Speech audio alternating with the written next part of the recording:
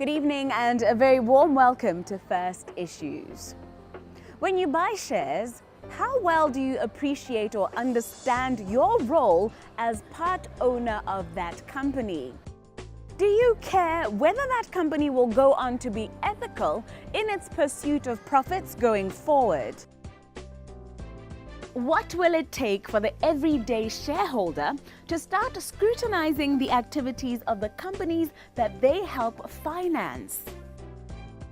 Around the globe, we continue to witness overinflated financials being used to fool investors, and the selfish degradation and pollution of the environment at an irreparable cost to communities and nations, maybe even your own.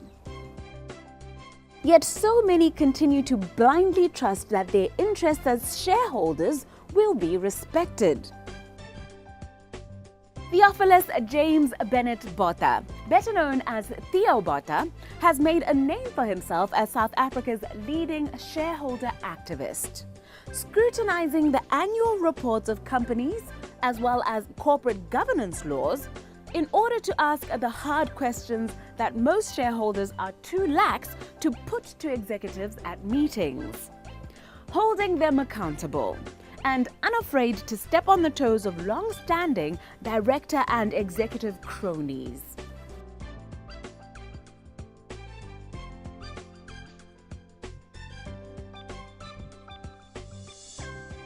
He often buys just one share of a company and uses that to vocalize the burning issues and protect shareholder interests at general meetings, showing us all the true power, what it really means to call yourself a shareholder.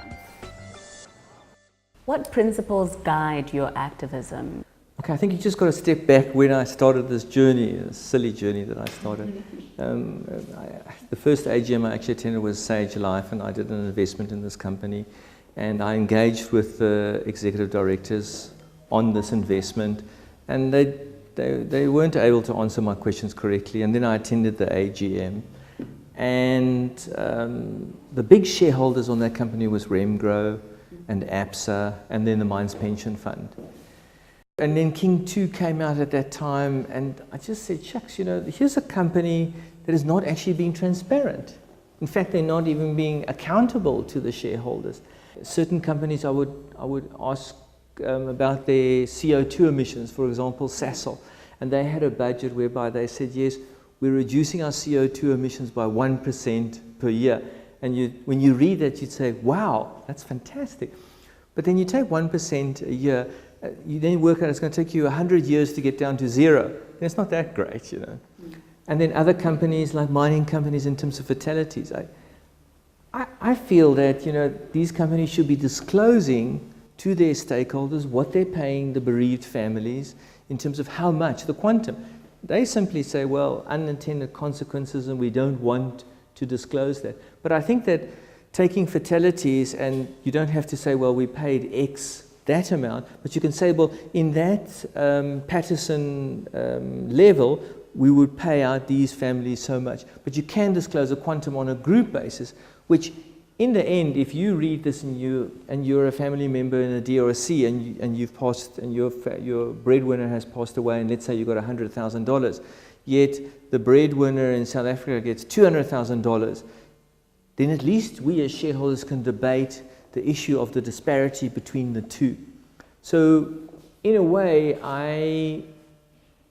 I can go to an AGM, I can raise the questions, and then it's for journalists to put it out there, and then it's for society to debate those issues. Clearly, the issues you get involved in are varied.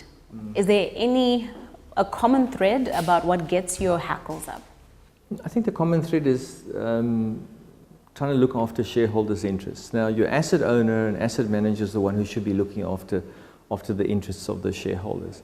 So, yes, there are many threads and there are many issues which are important for them. But every company will be different. For example, if we look at Naspers in terms of remuneration policy, their policy is extremely weak. Yet, they're paying out millions and millions of dollars of bonuses to directors. and you're putting in few key performance indicators. Now, your bigger shareholders should be holding them to account, but they're not. So those are issues. So here we have CEOs earning bonuses and your policies aren't quantified properly. You have your asset managers who are supposed to be voting on these things, not voting in a responsible manner. So that's a remuneration issue. Then you have environmental issues. Then you have social issues. So individual companies will raise individual issues, and I just take each company and then I zone in and say, oh, shucks, I don't like that. I'd like to raise those questions, and let's see the response from the respective board members. Have you experienced any pushback at all from your activities? I don't know whether there's a pushback. I think, yes, there probably could be pushback where people feel that it's not fair how you engage and that you engage in a different manner to other shareholders. As I said before, other shareholders would engage behind closed doors and leave it at that. Whereas my way is I attend the AGM, ask some questions at the AGM.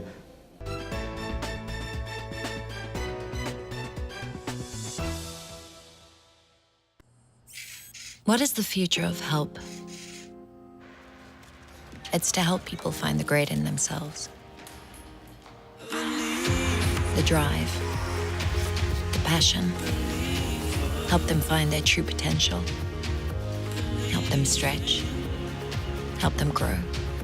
That's why we help people help themselves, help the world, because a little help goes a long, long way. FNB, how can we help you?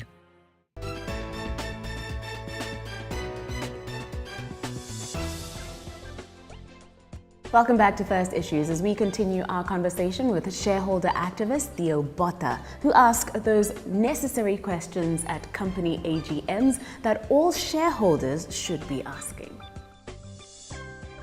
The executive and the board have the responsibility of finding good investment opportunities for their shareholders. In your view, what types of things should they keep in mind, and what checks and balances should they ensure are in place before investing shareholders' money? It's very difficult for me to sort of get into the nitty-gritty of investments overseas or investments that they make because shareholders are not really given the full facts. And therefore you can't make a proper assessment of whether this is going to be a good investment or not. So Sasol's investment in America, the jury's not out. I mean, it's still, I think, a year and a bit to go. We don't know what the markets are for those products at that time. And now they've gone over budget quite a bit, so that changes the internal rate of return. So sometimes, like with Sasol, I would raise issues that say, well, you know, you said the budget was that, now the budget's this, what's going on? And trying to hold them to account, but not per se, unless it's really glaringly obvious to say, well, you shouldn't invest in there. CEO and CFO, they try to do the best they can and they present it to the board then signs off. Sometimes they don't have to present it to the shareholders. Shareholders just have to accept that. But they can, obviously at the AGM, challenge the company to say, well, you know, you presented this rosy picture and now it hasn't materialized. What are the consequences? The consequences then should be that, you know, his bonuses should be impacted and that type of thing, and he should suffer just like the shareholders suffer. Okay, finally, what would you like shareholders, minority or otherwise, to truly appreciate about their role as owners of shares of a company? Absolutely, this is the missing link. Shareholders just abscond their roles, and even asset owners and asset managers abscond their roles. And we can basically see, and I'm sorry, I keep on reverting to Naspers, I think they have absconded their roles in certain issues. Because Naspers has done so well over a very long period of time and shot the lights out, they felt that, well, how can we actually hold them to account in terms of these ludicrous remuneration bonuses that they're earning? And they just left it. And therefore shareholders should not abscond. They should be proactive. They should attend meetings, whether it's behind closed doors or not. But by doing that, and by asking the right questions, they are aiding and assisting us in holding companies to account in terms of governance, environmental and social issues.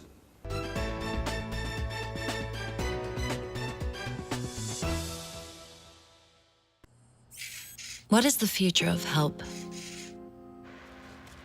It's to help people find the great in themselves. The drive, the passion. Help them find their true potential. Help them stretch. Help them grow. That's why we help people help themselves, help the world. Because a little help goes a long, long way. FNB, how can we help you?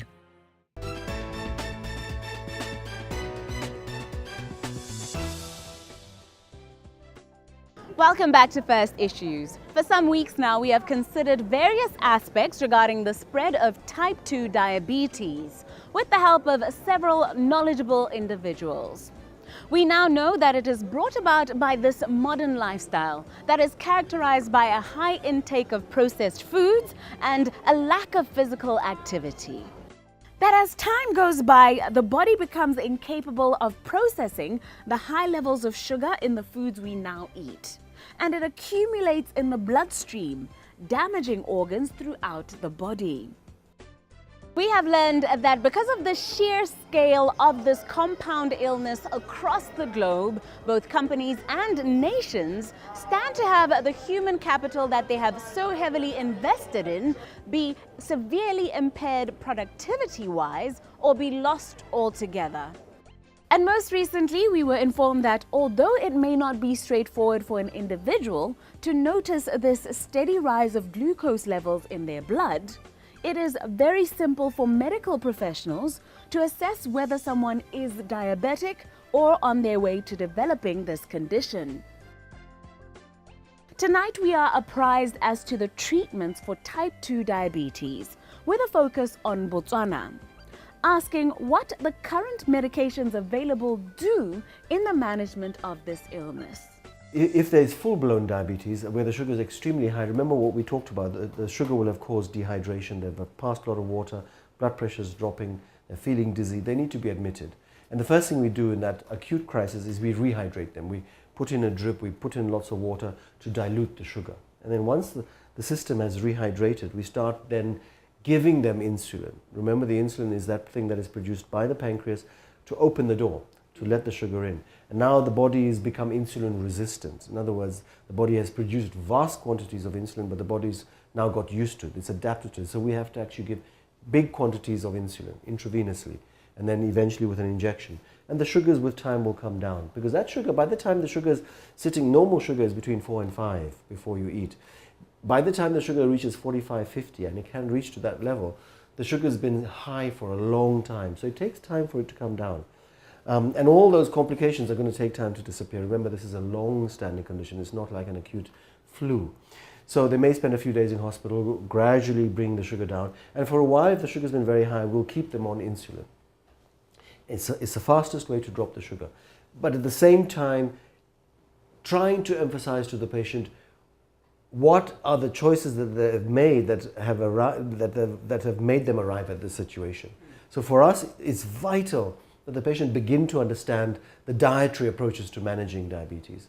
Because there's no point in giving injections of insulin if the patient is going home and still eating the same foods that cause the diabetes, which often happens.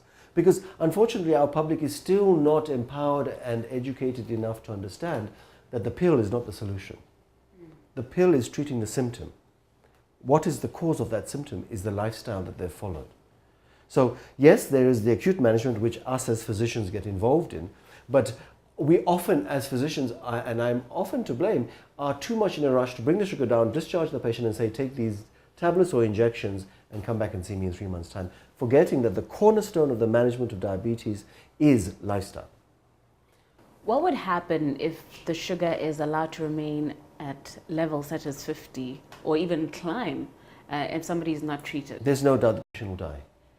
There are many situations, unfortunately, on our continent where this occurs, where nobody's bothered to check the sugar, or the sugar has remained extremely high, not well managed, and the patient eventually dies. They'll die of dehydration, or they'll die of a stroke. Because they're so dry, the blood begins to clot, and the clot is sent up into the brain and gives you a stroke. They die of a heart attack. The kidneys begin to shut down, And it's tragic, a bit like asthma. Asthma and diabetes, an asthmatic should really not have to die of asthma today. It's the same with diabetes. We should be able to manage this in a much more effective way.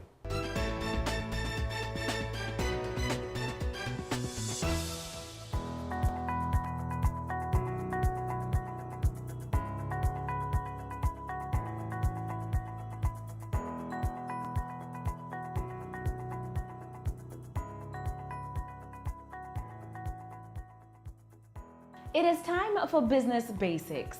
We further unpack how to craft honest, realistic, and therefore credible financial forecasts for your business.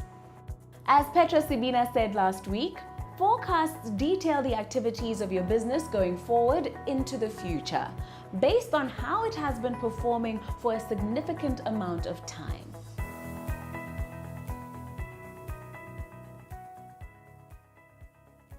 When you get into the forecast, it's very important that the forecast should be consistent and very convincing. So they really, first of all, you need to take, there's what you call a top-down approach. My growth will be, I need to make sure that my growth prospects are actually aligned to market. For example, if the market is growing at 3.5% and then I project 10%, maybe I'm completely off, unless if I've got very convincing reasons how I will achieve that. So they, first of all, would like to see how you will grow in each and every segment of the business. And then now when you have done that, you now can do what you call bottom-up approach. A bottom-up approach is that as a business internally, what initiatives are we really going to do to make sure that we either maintain our market position, our market leadership position, or we either improve performance in other segments. I.e., you might be saying one of the initiatives that we will be doing under the children's segment, we will be adding 3 more lines under the children's segment. We will be bringing 3 more products.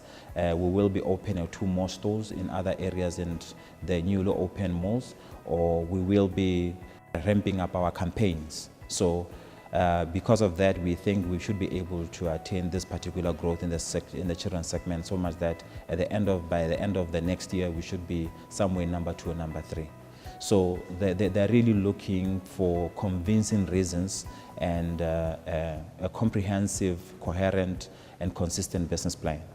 And it's very important that you should not try to impress the investors by maybe just writing things that are unrealistic, because they know the market, they are benchmarked to compare, and if they can pick up that you are not honest in terms of your financials, they might actually drop the entire thing because you might be a wrong person to put money into. However, it's very important that you come quite honest and clean with the potential investors. If there's anything that they need to take note of in terms of the business or performance of the subsegment, they need to know so much that they go in knowing. They might even suggest some of the interventions that we can evoke to try and reverse things. So it is very key that when you put up the financials must be consistent, must be the growth must be related to the industry, must be market driven, as opposed to just a thumbs up growth figure.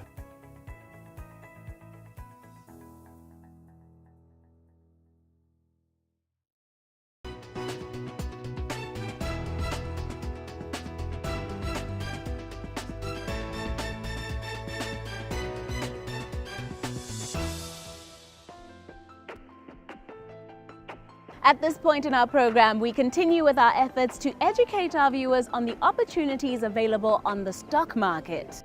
Our returning guest, Kopano Bolokwe of the Botswana Stock Exchange, says not only does the exchange provide investment opportunities, but through it, companies can also raise capital. The companies raise capital by selling shares for the first time to the public. In other words, they avail their shares to the public, and in return, they raise money from the public. They can also raise capital by issuing what you call debt instruments or bonds, which is essentially a loan agreement where the company would get money from the public, and throughout the duration of the loan agreement, the public or the bondholders will be paid interest periodically. Now, if I go back to the element of issuing shares for the first time to raise capital and then to allow the public to invest in your company. That process is called initial public offering, or IPO. In an IPO, there's an element of an offer for subscription, and there's also an element of an offer for sale.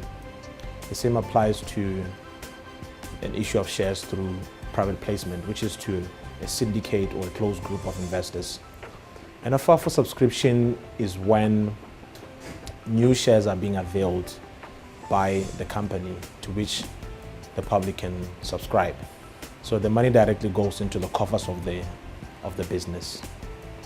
And an offer for sale is when the existing funders of the business or the entrepreneurs are selling, offering their own shares to the public.